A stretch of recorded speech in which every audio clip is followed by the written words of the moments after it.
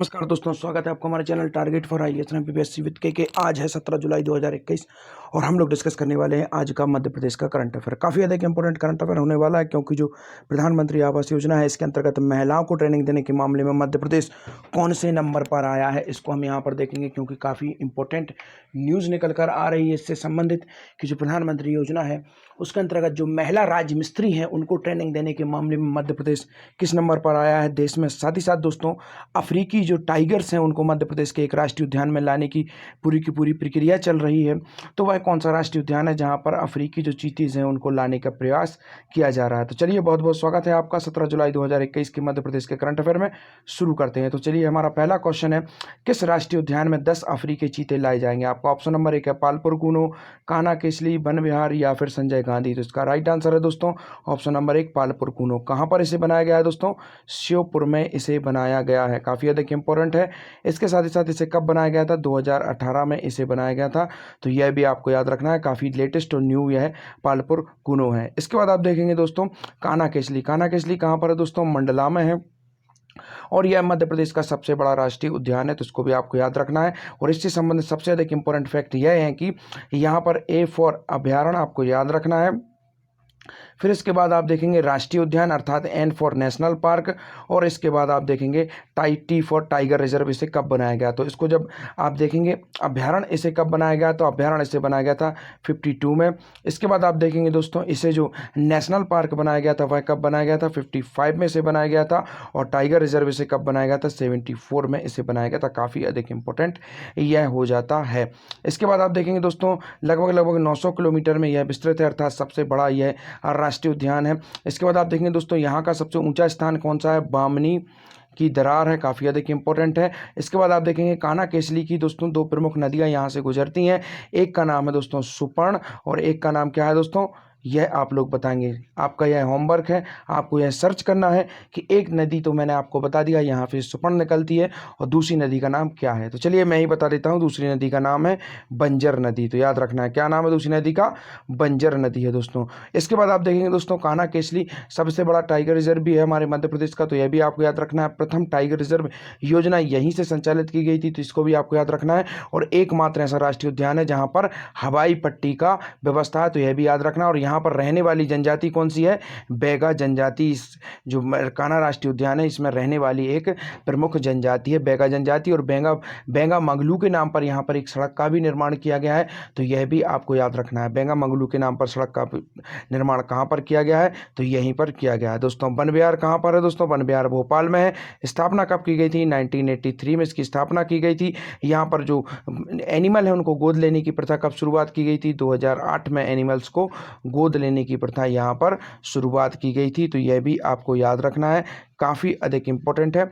और मध्य प्रदेश का एकमात्र सर्प उद्यान भी यहीं पर है, तो इसको भी आपको याद रखना है दोस्तों। तो काफ़ी अधिक इम्पोर्टेंट यह हो जाता है। चलिए आइए देखते हैं और नेक्स्ट क्वेश्चन क्या बन सकते हैं। तो नेक्स्ट क्वेश्चन है, पालपुर कूनो में आए 10 अफ्रीकी चीतों का रखरखाव खर्चों का वहन किसके द्वारा किया गया? आपको ऑप्शन नंबर 1 है इंडियन ऑयल कंपनी द्वारा, रिलायंस कंपनी द्वारा, टाटा कंपनी द्वारा या फिर बिरला कंपनी द्वारा। तो यहाँ पर जो चीते लाए जा रहे हैं उनके रहन सहन पूरा रखरखाव एक कंपनी द्वारा उसका खर्चे का वहन किया जाएगा। तो उस कंपनी का नाम क्या है? Indian oil company. सार्वजनिक कंपनी है दोस्तों, महारत्न कंपनी है, तो इसको भी आपको याद रखना है। और इंडियन ऑयल कंपनी जो पालपुर कूनो में 10 अफ्रीकी चीते आएंगे उनके रखरखाव का खर्चे का पूरा वहन कौन करेगा? इंडियन ऑयल कंपनी करेगा, जो कि काफ़ी अधिक इंपॉर्टेंट है। देखते हैं नेक्स्ट क्वेश्चन को। कूनो में आएंगे 10 अफ्रीकी चीते। वन मंत्री डॉक्टर कौन है? शाह जी हैं, ने बताया कि प्रदेश सरकार की महत्वाकांक्षी योजना के तहत मध्य प्रदेश में स्थापना दिवस 1 नवंबर को अफ्रीकी चीते से नए राष्ट्रीय उद्यान कूनो में चीते लाकर बसाने की योजना आकार लेगी। पहले चरण में 5 नर और 5 मादा चीतों को लाया जाएगा। इन चीतों के संरक्षण रखरखाव पर होने वाले खर्चे की व्यवस्था इंडियन ऑयल द्वारा सहमति दे दी गई है, अर्थात इंडियन ऑयल इसका पूरे खर्चे का वहन करेगा। देखते हैं नेक्स्ट क्वेश्चन। भोपाल गैस त्रासदी में दिवंगत व्यक्तियों कि जीवित कल्याणियों को कितने हजार प्रतिमाह पेंशन दी जाएगी। दोस्तों यहाँ पर आपको यह वर्ड याद रखना है, कल्याणी से अर्थात क्या है, मध्य प्रदेश गवर्नमेंट ने जो विधवाएं हैं, याद रखिए दोस्तों, विधवा वर्ड को हटाकर उनको महिलाओं को क्या नाम दिया गया है, कल्याणी नाम दिया गया है। तो इसलिए यह वर्ड काफ़ी अधिक इंपॉर्टेंट है। और जो भोपाल गैस त्रासदी में जो लोग दिवंगत हुए थे, अभी उनकी पेंशन बंद कर दी गई थी, जो लास्ट गवर्नमेंट आई थी, अब दोबारा से बीजेपी गवर्नमेंट आ गई है, तो इनकी जो पेंशन है उसे दोबारा से शुरू कर दी जाएगी। तो कितने हजार रुपए प्रतिमाह पेंशन दी जाएगी जो विधवा कल्याणी है उनके लिए। तो आपका ऑप्शन नंबर 1,000, 2,000, 3,000 या फिर 4,000। तो इसका राइट आंसर है आपका ऑप्शन नंबर 1। दोस्तों कल्याणी शब्द को से आपको एक क्वेश्चन याद आ रहा है, उसको बता देता हूं। कल्याणी नाम ही कब दिया गया था और योजना कब शुरू की गई थी इनके नाम से? 2018 में इससे शुरुआत की गई थी, बीजेपी की गवर्नमेंट में ही इसे शुरुआत की गई थी। तो इसको आपको याद रखना है, 2018। दोस्तों भोपाल गैस त्रासदी हुई कब थी? 1984 को हुई थी। मिथाइल आइसोसाइनाइड नामक गैस लीक हुई थी 2 से 3 दिसंबर को। 2 से 3 दिसंबर की रात को यह घटना हुई थी, भोपाल में यह घटना हुई थी, और अब तक की सबसे खतरनाक और भयावह मानव निर्मित आपदा यह थी। तो याद रखना है आपको, काफ़ी अधिक इंपॉर्टेंट है। और जो गैस प्लांट था उसकी स्थापना कब हुई थी? 1962 में उसकी स्थापना हुई थी, जिससे यह गैस लीक हुई थी। तो यह भी आपको याद रखना है, काफ़ी अधिक इंपॉर्टेंट है। इससे एक और इंपॉर्टेंट फैक्ट आपको बता देता हूं, जब यह गैस दुर्घटना हुई थी तब मध्य प्रदेश के मुख्यमंत्री कौन थे? अर्जुन सिंह थे, याद रखना है, अर्जुन सिंह मुख्यमंत्री थे। और उस समय आपके राज्यपाल कौन थे? चांडी जी उस समय राज्यपाल थे। क्वेश्चन यहाँ से भी बन सकते हैं, तो इस तरीके से भी आप इसको पढ़ने की कोशिश करिए कि उस समय प्रमुख पदाधिकारी कौन थे। और मुख्य पदाधिकारी दो ही होते हैं, मुख्यमंत्री और आपके जो राज्यपाल हैं वह। तो अर्जुन सिंह आपके मुख्यमंत्री थे और चांडी कौन थे? उस समय आपके राज्यपाल थे। तो यह भी काफ़ी अधिक इंपॉर्टेंट है। देखते हैं नेक्स्ट क्वेश्चन। भोपाल गैस त्रासदी में दिवंगत व्यक्तियों की जीवित कल्याणी को अब कब से 1,000 रुपये प्रतिमाह पेंशन प्रदान की जाएगी? अब हमने देखा कि 1,000 रुपये प्रतिमाह पेंशन दे दी गई है, परंतु कब से इसकी शुरुआत कर दी जाएगी? तो आपका ऑप्शन नंबर 1 अप्रैल 2021, 5 अप्रैल 2021, 8 अप्रैल 2021 या फिर 7 अप्रैल 2021। तो इसका राइट आंसर है ऑप्शन नंबर 1 अप्रैल 2021 से जो भोपाल गैस त्रासदी में दिवंगत व्यक्तियों की जीवित कल्याणियां हैं उनको अब से 1,000 रुपये प्रतिमाह पेंशन प्रदान की जाएगी, जो कि काफ़ी अधिक इंपॉर्टेंट होने वाली है। देखते हैं क्या है पूरी न्यूज। भोपाल गैस त्रासदी में दिवंगत व्यक्तियों की जीवित कल्याणियों को 1 अप्रैल 2021 से 1,000 रुपये प्रतिमाह पेंशन दी जाएगी। मुख्यमंत्री श्री चौहान की अध्यक्षता में मंत्रिपरिषद की बैठक। मुख्यमंत्री श्री शिवराज सिंह चौहान की अध्यक्षता में मंत्रालय में मंत्रिपरिषद की बैठक हुई। मंत्रिपरिषद ने भोपाल गैस त्रासदी में दिवंगत व्यक्तियों की जीवित कल्याणियों को सामाजिक सुरक्षा पेंशन योजना के अतिरिक्त 1,000 रुपये प्रतिमाह पेंशन 1 अप्रैल 2021 से स्वीकृत करने का निर्णय लिया है, जो कि काफ़ी अधिक इंपॉर्टेंट है। कब से शुरुआत की जाएगी? 1 अप्रैल 2021 से। देखते हैं नेक्स्ट क्वेश्चन। किस योजना के अंतर्गत 9,000 राजमिस्त्रियां प्रशिक्षित हुई? अर्थात 9,000 जो महिला मिस्त्री हैं उनको प्रशिक्षित किया गया है, किस योजना के अंतर्गत किया गया है? तो आपका ऑप्शन नंबर 1 है प्रधानमंत्री आवास योजना, कौशल विकास योजना, डिजिटल इंडिया योजना या फिर जन धन योजना। इसका राइट आंसर है ऑप्शन नंबर 1 प्रधानमंत्री आवास योजना के अंतर्गत 9,000 राजमिस्त्रियों को प्रशिक्षित किया गया है, जो कि महिला राजमिस्त्री हैं इसके अंतर्गत, और यह काफ़ी अधिक इंपॉर्टेंट होने वाला है। तो आपको यहाँ पर बता देता हूँ, जो प्रधानमंत्री आवास योजना है इसके क्रियान्वयन में मध्य प्रदेश किस नंबर पर रहा है?